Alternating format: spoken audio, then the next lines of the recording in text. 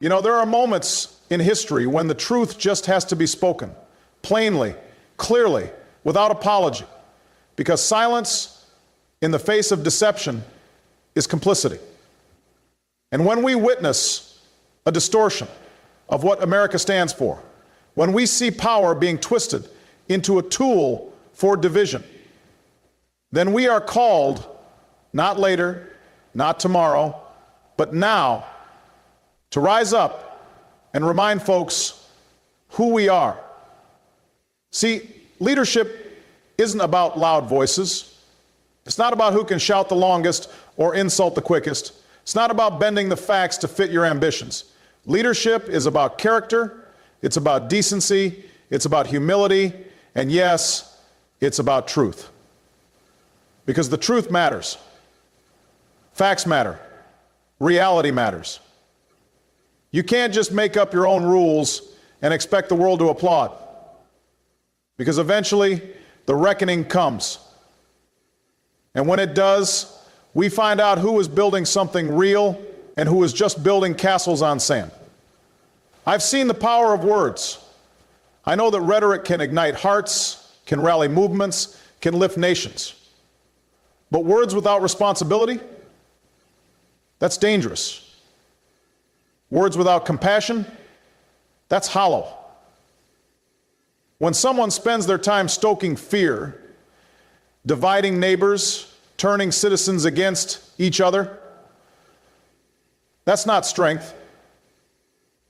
That's cowardice, pretending to be the worst, most brutal monster and biggest warrior alive. Without all the strength, words without perpetual speak, destiny, defeat, dissidence, ego dressing up as patriotism.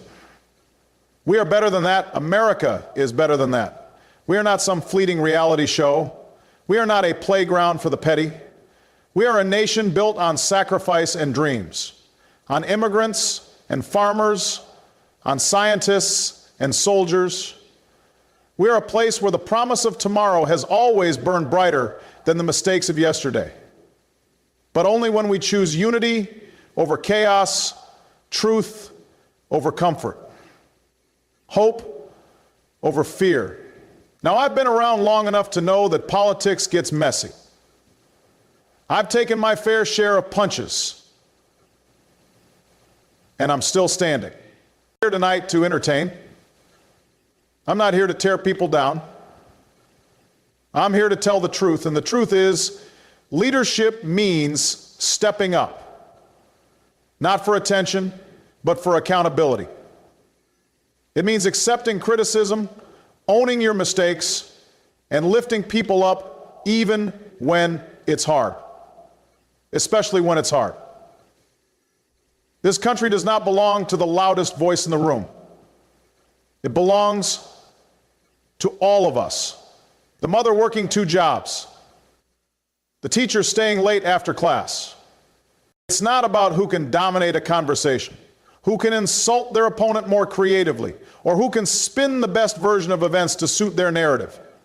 Real leadership, the kind that endures long after the applause fades, is built on something deeper. You can throw out some slogans, you can pretend you've got all the answers, but eventually the spotlight gets harsh. The people start asking harder questions. And if your leadership isn't grounded in values, in integrity, in a genuine desire to serve others, then the foundation begins to crack. The mass slips. And what's left underneath is often not strength, it's fear.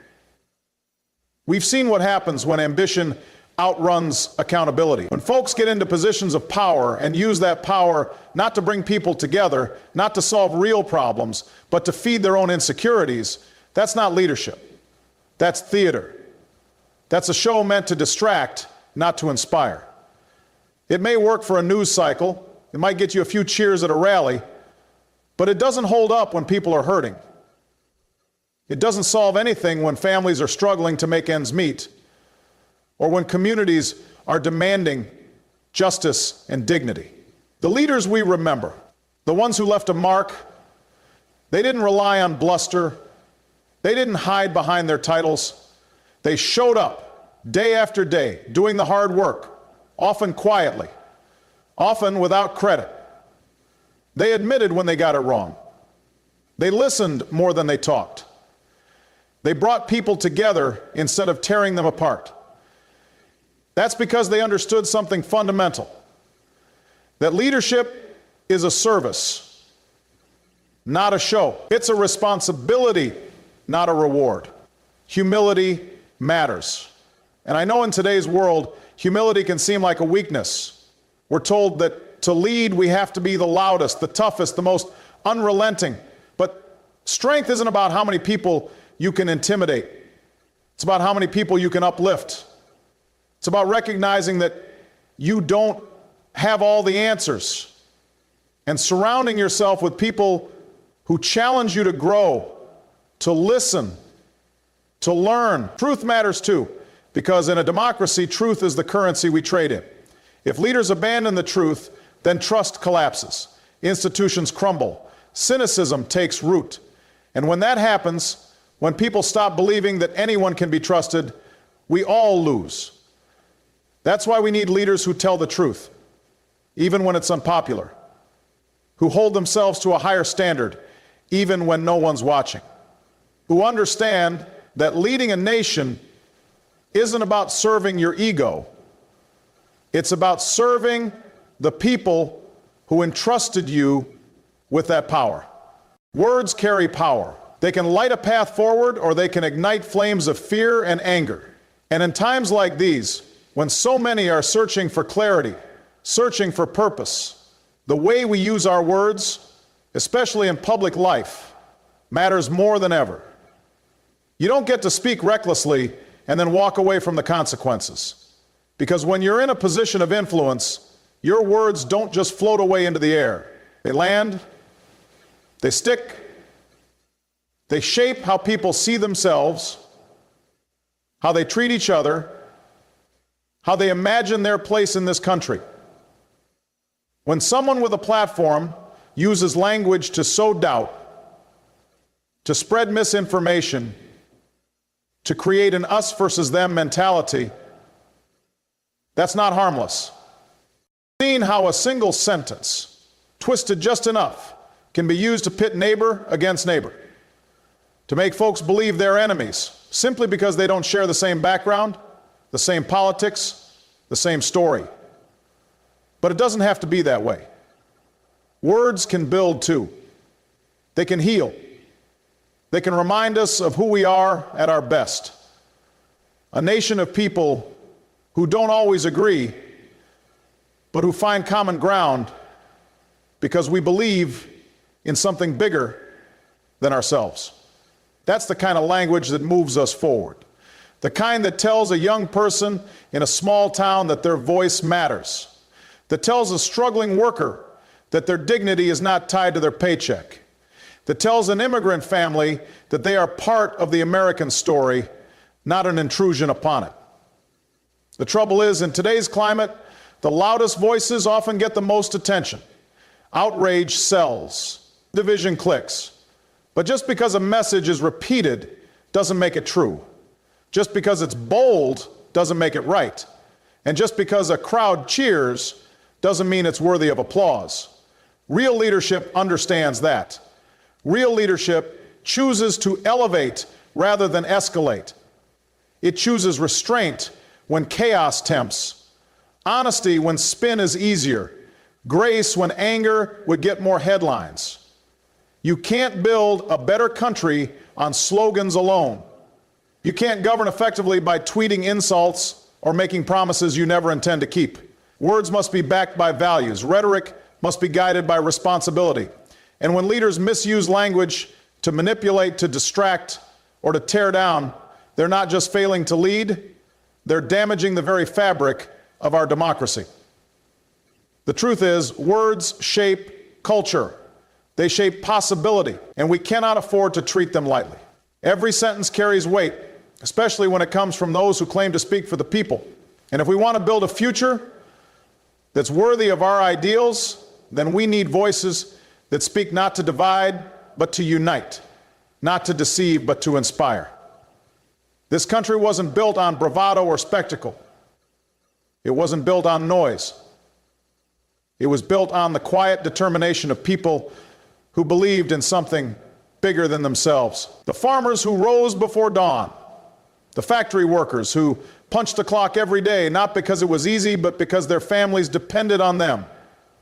The teachers who stayed late to help a struggling student.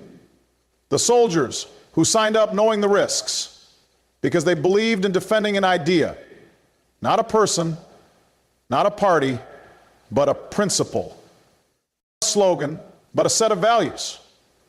What makes this country great is not found in wealth or fame or how many followers you have. It's in the decency of ordinary people. It's in the way neighbors show up for each other in times of hardship. It's in the conversations that happen around dinner tables, in union halls, in barber shops, and in church basements. It's in the understanding that no matter where you come from, you deserve a fair, that no matter what you look like, your dignity should be respected. That no matter whom you love or what God you pray to, you are part of this American family. And yet, time and again, we've seen folks try to take that shared promise and turn it into something selfish, turn it into something small. We've seen people exploit divisions that already exist, weaponize fear to get a few more votes, or pit one group of Americans against another for personal gain. But that's not leadership. That's not patriotism. That's the opposite of what this country was meant to be. America at its best doesn't flinch in the face of adversity. It doesn't blame others when things get tough. It rolls up its sleeves. It reaches across lines. It asks not what's in it for me, but what can I do for someone else? That spirit, the spirit of community, of shared responsibility, is what lifts us up. It's what carries us through the hard times. And it's what we need more of right now. We don't need more theatrics. We don't need more finger pointing or name calling or showboating. What we need are leaders who see the people they serve, who actually see them, who listen to them, who fight for them, even when it's not popular. Leaders who understand that the job is not to entertain, but to serve. Not to divide, but to bring folks together. Because the truth is, real strength isn't found in dominance. It's found in empathy. Real power isn't about control. It's about lifting others up, creating space for everyone to thrive, ensuring that the promise of this country reaches every corner, every family, every child. That's the America I know. That's the America I believe in. One where we measure success not by who shouts the loudest, but by who reaches out the farthest and who brings the most people along with them. Accountability isn't glamorous. It doesn't always draw applause. It means standing up in front of a crowd and saying, I got it wrong, even when it's the last thing you want to admit. It means taking responsibility not just when things go right, but when they go off course. That's what public service demands. That's what real leadership looks like. And if someone isn't willing to be held accountable, they're not leading. They're hiding. Service isn't about status. It's not about perks or power. It's about showing up for people, especially those who don't have a voice, who don't have access, who don't have the luxury of being heard. It's about recognizing that when you hold a position of influence, your actions ripple out far beyond yourself.